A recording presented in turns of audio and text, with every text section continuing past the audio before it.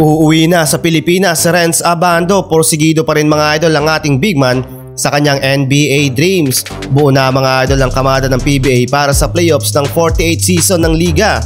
So eto na nga mga idol, mainit na balita, pinagbawalan pala mga idol si Rondae Hollis Jefferson ng PBA Commissioner's Office na dumalo sa naging huling laban ng TNT regular season ng PBA kontra sa Phoenix Fuel Master. Kaugnay ito mga idol sa naging hatol ng PBA officials noong nagkasagutan at nagkamurahan pa nga sila ni Coach Yeng Guiao sa bench ng Rain or Shine. Hindi naman ito masasabing ban ayon sa PBA dahil pinagsabihan lang daw umano si RHJ na huwag munang sumipot sa Phil Sports Arena para sa huling laban ng TNT at Phoenix. At nilinaw ng PBA na hindi sa lahat ng paparating na laban ay ban siya, kundi isang beses lang.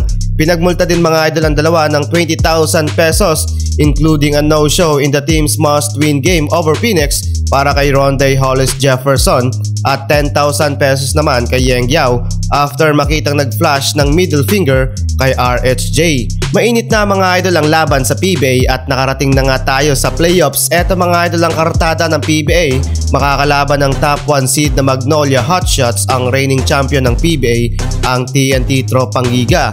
Phoenix Super LPG at Meralco Bolts naman, Barangay Ginebra kontra sa Northport Batampierre at San Miguel Beermen versus Rain or Shine. Ang makakaahon sa quarterfinals ay papasok mga idol sa semifinals at magkukumpit para sa championship ng 48 season ng PBA. Sino kaya mga idol ang magiging kampyon ngayong season? I-comment mo na yan sa ating comment section.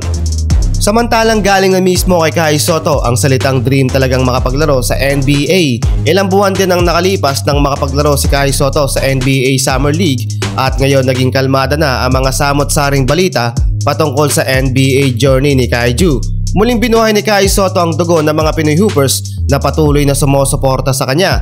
Until now mga idol, porsigido pa rin naman daw ang big man na makapaglaro sa NBA. Bata pa daw siya, big dreamer na at nais niyang makapaglaro sa highest level competition ng basketball which is ang NBA.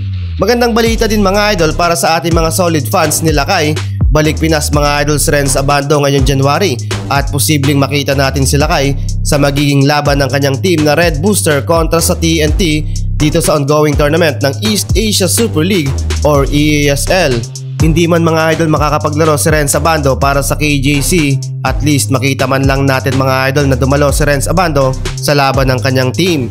Isasama mga idol ng Jungkwanjang Red Booster sila Kai papunta dito sa Pilipinas at magandang pagkakataon din ito para kay Renz Abando na makasama ang kanyang mga mahal sa buhay dito sa Pilipinas at para na din sa mabilisang recover mula sa injury. Abangan natin mga idol ang laban ng KJC versus TNT ngayong January 24 na gaganapin sa Phil Sports Arena.